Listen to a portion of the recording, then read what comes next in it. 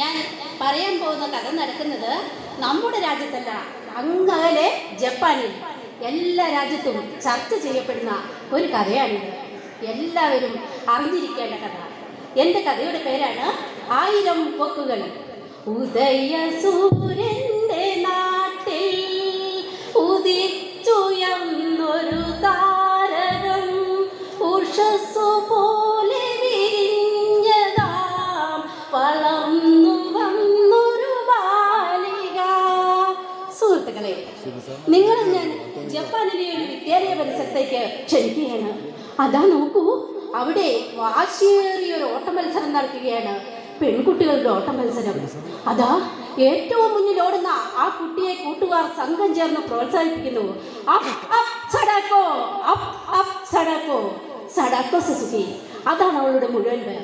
ആ സ്കൂളിന്റെ അഭിമാന ഭാജനമാണ് ആ പറക്കുന്ന 12കാരി. കിമോണ വസ്ത്രങ്ങൾ അണിഞ്ഞ അവളങ്ങനെ പൂമ്പാറ്റകളെ പോലെ പാറിപ്പറന്ന് നടക്കും. ശാലീന ബാലിക സഡാക്കോ സുന്ദരി, ചെമ്പനീർപ്പൂ പോലെ സുന്ദരിയാണവൾ. വന്ന കിമോണ അണിഞ്ഞങ്കണത്തിലായി പാറുന്ന പൂമ്പാറ്റയാണവൾ എപ്പോഴും. വീട്ടുകാരുടെയും നാട്ടുകാരുടെയും കണ്ണിലുണ്ണി, കൂട്ടുകാരുടെ ആവേശം, ആ സ്കൂളിൻ്റെ രോമാഞ്ചം. ജപ്പാനിലെ ഏറ്റവും വലിയ ഓട്ടക്കാരിയാവണമെന്നായിരുന്നു അവളുടെ ജീവിതാഭിലാഷം.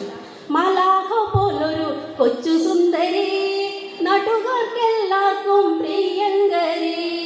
ഓടി നടക്കും പൂമ്പാറ്റ പോലെപ്പോഴും, ഓട്ടത്തിലാരെയും പിന്നിലാക്കും. ഓടി നടക്കും പൂമ്പാറ്റ പോലെപ്പോഴും, ഓട്ടത്തിലാരെയും പിന്നിലാക്കും. സഡാക്കോ വിദ്യാലയത്തിൽ വാശിയേറിയ ഒരു ഓട്ട മത്സരം നടക്കുകയാണ്. പതിവ് പോലെ സഡാക്കോ ഓടി മുന്നേറുകയാണ്. എല്ലാ കണ്ണുകളും സഡാക്കോയിലാണ്. സഡാക്കോ! കൂട്ടുകാരികൾ ആർത്തു വിളിച്ചു. സഡാക്കോ കുതിച്ചു മുന്നേറുകയാണ്. പെട്ടെന്ന് അവൾക്ക് എന്തോ സംഭവിച്ചു. തല ചുറ്റുന്നത് പോലെ, ചുറ്റും ഇരുൾ പരക്കുന്നത് പോലെ, ശരീരം തളരുന്നത് പോലെ. കാലിടറുന്നു കണ്ണിലിരുട്ടിൻ്റെ കാളിമയൂറി നിറഞ്ഞു. താനേ തളർന്നു തകർന്നു വീഴുന്നവൾ വാടിയ താമര മുട്ടുപോലെ. ചീറിപ്പറഞ്ഞു മുന്നേറിയ സഡാക്കോ അതാ ട്രക്കിൽ നിന്ന് തെറിച്ച ദൂരെ വീണു. നമ്മുടെ സഡാക്കോ എന്ത് പറ്റി? കാണികൾ ചുറ്റും കൂടി. അധ്യാപകർ അവളെ താങ്ങിയെടുത്ത് റെഡ് ക്രോസ് ആശുപത്രിയിൽ കൊണ്ടുപോയി. മുമ്പോടുമ്പോൾ അവൾക്ക് 2 വട്ടം തളർച്ച അനുഭവപ്പെട്ടിരുന്നു. അത് അവൾ ആരോടും പറഞ്ഞിരുന്നില്ല. ആശുപത്രിയിൽ നീണ്ട പരിശോധന നടക്കുന്നു. നീണ്ട പരിശോധനയുടെ ഫലം പറഞ്ഞപ്പോൾ എല്ലാവരും ഞെട്ടിപ്പോയി. പ്രസരിപ്പിന്റെ പര്യായമായ തുമ്പപ്പൂവിന്റെ നൈർമല്യമുള്ള സഡാക്കോവിന് ലൂക്കേമിയ, ബ്ലഡ് ക്യാൻസർ. സഹപാഠികൾ പൊട്ടിക്കരഞ്ഞുപോയി. കണ്ണു നിറയുന്നു, കരളുകൾ വിങ്ങുന്നു, അന്ധത മാത്രം മുന്നിൽ. ഈ വിധി തന്നത് ഈശ്വരനാണോ? ഇനിയും ഈ വിധി എന്തിനോ? ഇനിയും ഈ വിധി എന്തിനോ? അല്ല സുഹൃത്തുക്കളെ, ഇത് വിധിയല്ല, ഇത് ചതിയാണ്. യാദൃച്ഛികമായി ഉണ്ടായ ഒരു രോഗമല്ലിത്. ഇതിന് പിന്നിൽ ഒരു കഥയുണ്ട്.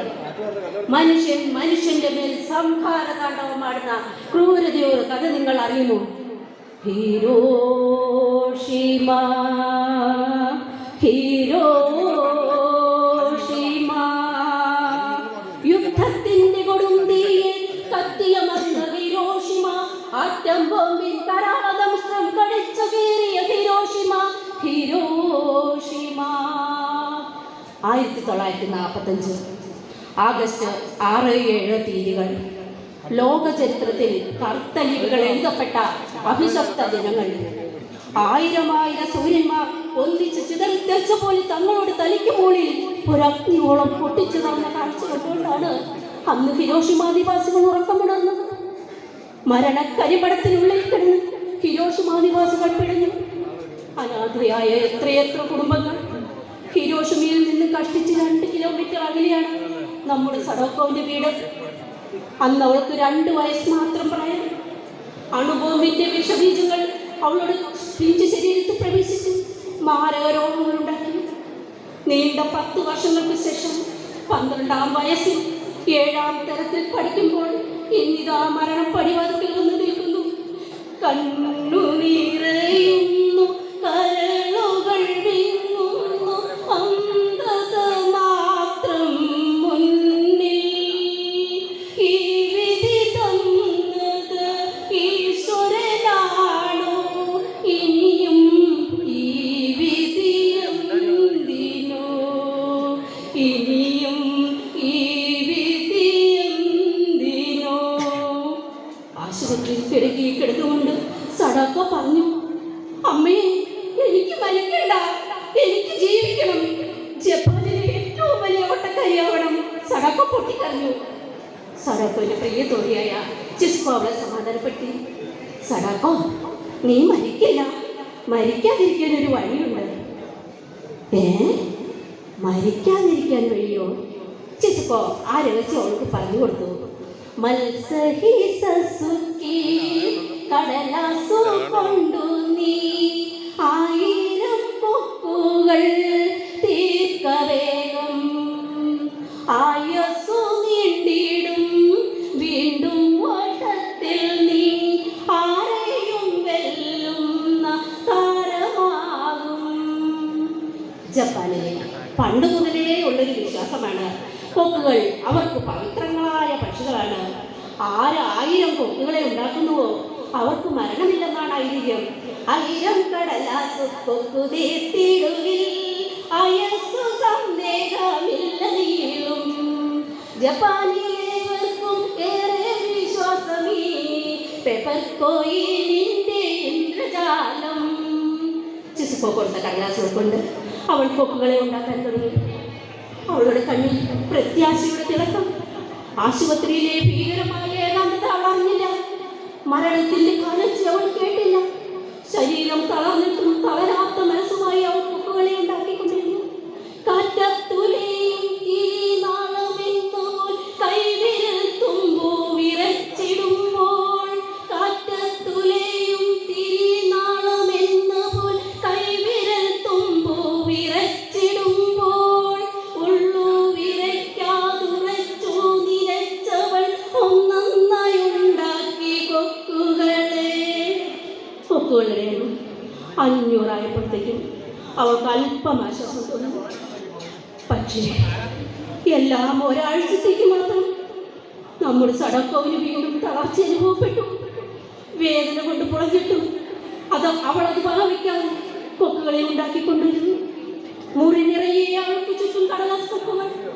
ജീവിക്കാനുള്ള അദമ്യമായ ആഗ്രഹം ആ കൊച്ചു മനസ്സിൽ അപ്പോഴും പച്ചപിടിച്ചു നിന്നിരുന്നു. 1957 ഒക്ടോബർ 26 അന്നവൾ വളരെ പണിപ്പെട്ടു തൻ്റെ അവസാനത്തെ കൊക്കിനെയും ഉണ്ടാക്കി. എന്നിട്ട് കരഞ്ഞുകൊണ്ടിരിക്കുന്ന തൻ്റെ അമ്മയെ കെട്ടിപ്പിടിച്ച് ചെവിയിലെ നോമം തിരിച്ചു. അമ്മയൊരിക്കലും കരയരുത്. പിന്നെ കുടുംബാംഗങ്ങളെയും കൂട്ടുകാരെയും മാറി മാറി നോക്കി. ആ കണ്ണുകൾ എന്തോ യോജിക്കുന്നുണ്ടായിരുന്നു. യുദ്ധക്കൊതിയന്മാരുടെ ഈ ലോകം ഇനി എനിക്ക് കാണേണ്ട എന്നവൾ തീരുമാനിച്ചു. ആ കണ്ണുകൾ എന്നേക്കും വയടഞ്ഞു. കത്തി ജ്വലിക്കാൻ കൊതിച്ചുറക്കത്തെ ഹസ്തപ്രഭാവമായി വീണടിഞ്ഞു. കത്തി